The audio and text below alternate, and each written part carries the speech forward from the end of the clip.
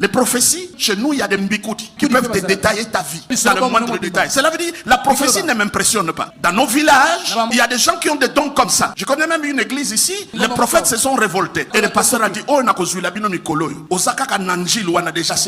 donc ça n'a rien à voir avec Dieu. Ce sont des mbikoudi. Quand je vis un pasteur qui a ridiculisé un membre dans son église, j'ai compris qu'il y a un vrai problème. Et les gens ont applaudi. Mais bien aimé dans le Seigneur, la plupart des choses que vous appelez église, ce n'est pas des églises. L'église est église par ce qui est prêché et par la place que Christ est dans cette église. C'est comme ça, il dit, je ne me glorifie pas. Et aujourd'hui, nous devons faire très attention à ça. Je parle sous l'onction de mon Père. Bannissez ces choses-là. Je vous ai parlé de Christ pour que vous ne me regardez pas, pour que vous regardez à lui. Est-ce que vous comprenez? À lui. Et à lui seul. Je suis sérieux. J'ai dit, je suis sérieux. Ça fait quinoa, ça fait jar, ça fait jazzé. Mais c'est pas ça la vérité. C'est Christ ou c'est rien. Est-ce que vous comprenez? Parce que la déviation commence petit à petit. Et vous allez vous retrouver. Maintenant, c'est l'homme ouin. Tu ne peux rien faire dans ta vie si tu n'as jamais rencontré un ouin. Quand vous écoutez des choses comme ça, c'est une belle mélodie dans les oreilles. Mais la déviance n'est pas loin de mettre l'homme à la place de Christ. Je vous enseigne Christ, pas que vous regardez vers moi, mais pour que nous regardons vers lui.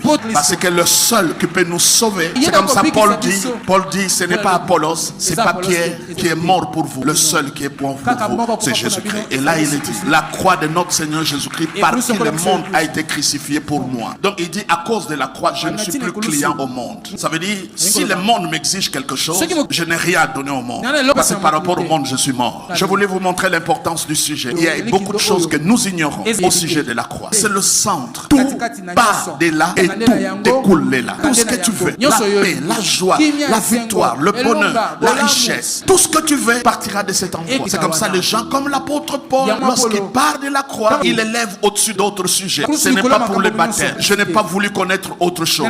Je ne me glorifie pas d'autre chose.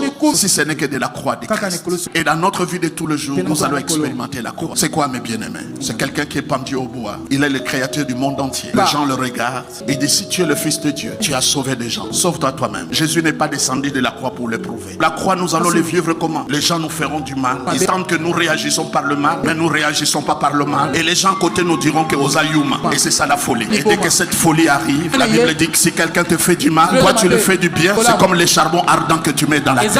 Tu es fort, mais tu parais comme un homme faible. C'est une folie de la croix. Et à partir de cette folie-là, c'est la puissance de Dieu qui va agir.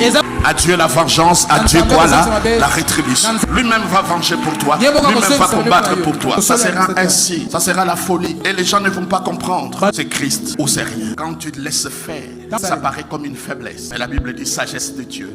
La croix, c'est quelque chose d'extraordinaire. Ne te glorifie pas.